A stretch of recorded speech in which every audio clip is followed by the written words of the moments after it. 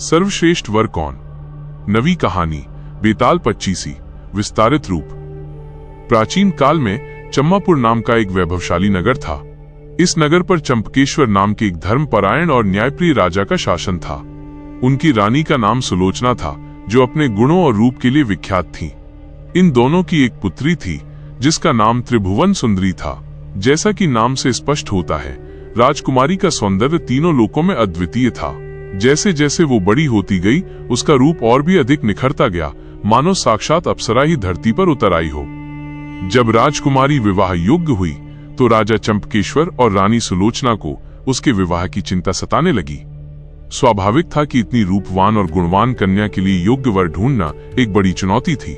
जल्द ही राजकुमारी के सौंदर्य और विवाह की खबर आसपास के राज्यों और दूर दराज के देशों तक फैल गई। फलतः अनेक राजाओं, राजकुमारों और धनी व्यापारियों ने अपने अपने चित्र बनवाकर राजकुमारी के पास भेजे, इस आशा में कि शायद वो उन्हें पसंद कर ले। परंतु राजकुमारी त्रिभुवन सुंदरी ने किसी भी चित्र को देखकर विवाह के लिए अपनी सहमति नहीं दी। राजा ने एक दिन पुत्री से पूछा, बेटी, क्या तुम चाहती हो कि मैं तुम्हारे लिए स्वयंवर का आयोजन करूं, ताकि तुम अपनी पसंद का वर स्वयं चुन सको? राजकुमारी ने इस प्रस्ताव पर भी अपनी अनिच्छा व्यक्त की और स्वयंवर के लिए राजी नहीं हुई। तब राजा चंपकेश्वर ने स्वयं ही एक कठोर निर्णय लिया।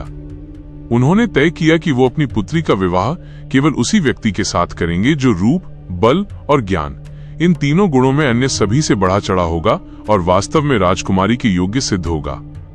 एक शुभ दिन राजा के दरबार में 4 भिन्न भिन्न देशों के 4 वर एक साथ उपस्थित हुए। वे चारों ही अपनी अपनी विशिष्टताओं और गुणों का बखान करने लगे।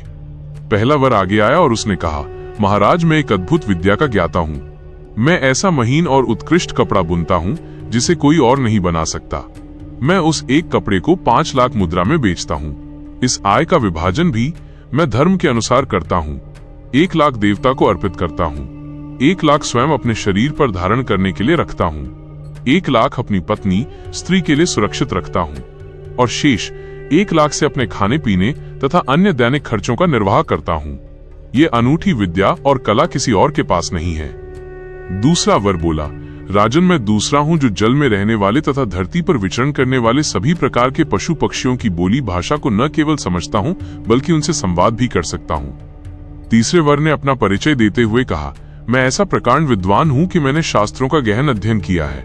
मेरा ज्ञान इतना विशाल है कि ज्ञान और शास्त्रार्थ के क्षेत्र में मेरा मुकाबला कोई भी पंडित या ज्ञानी नहीं कर सकता। चौथा वर अंत में बोला, महाराज, मेरी विद्या इन सबसे अलग है। मैं शब्दवेदी बाण चलाने में निपुण हूँ, अर्थात मैं किसी भी ध्वनि या शब्द को सुनकर बिना देखे उस दिशा में अचूक निशाना लगा सकता हूँ। चारों वरों की अद्वितीय और विशिष्ट बातें सुनकर राजा चंपकेश्वर गहरी सोच में पड़ गए। एक ओर उनके पास 4 विलक्षण गुणों वाले वर थे, वहीं दूसरी ओर वे चारों ही सुंदरता में भी एक दूसरे से बढ़कर थे। ये निर्णय करना अत्यंत कठिन था कि इनमें से सर्वश्रेष्ठ कौन है। उन्होंने तुरंत राजकुमारी त्रिभुवन सुंदरी को बुलवाया और उन चारों वरों के गुणों और उनके अद्भुत रूप का विस्तार से वर्णन किया। परंतु राजकुमारी ने सब कुछ सुनकर भी मौन धारण किए रखा। कथा पूरी करके बेताल ने अपनी चिर परिचित शैतानियत के साथ राजा विक्रम से प्रश्न किया, राजन, अब आप बताइए कि आपकी दृष्टि में इन चारों में से राजकुमारी किसको मिलनी चाहिए? राजा विक्रम ने, जो हमेशा अपनी बुद्धि से निर्णय लेने में माहिर थे, क्षण भर सोचा और फिर उत्तर दिया, बेताल, मेरा निर्णय स्पष्ट है। जो कपड़ा बनाकर बेचता है वह अपने कर्म से शूद्र वर्ग का है, यद्यपि वह धनी है। जो पशुओं की भाषा जानता है वह निस्संदेह ज्ञानी है, परंतु वो केवल पंडित है।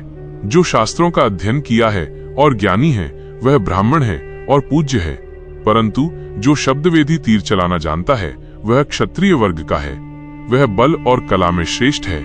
वह राजकुमारी का सजातीय है, उसके योग्य है और एक राजा की पुत्री के लिए सबसे उपयुक्त वर है। राजकुमारी उसी को मिलनी चाहिए। राजा के मुख से ये शब्द निकलते ही बेताल तुरंत अदृश्य हो गया। राजा बेचारा फिर निराश हुआ और वापस उसी स्थान पर लौटा। बेताल को फिर से अपने कंधे पर लादकर वो आगे बढ़ा और मार्ग में बेताल ने राजा को अपनी 10वीं कहानी सुनानी शुरू कर दी।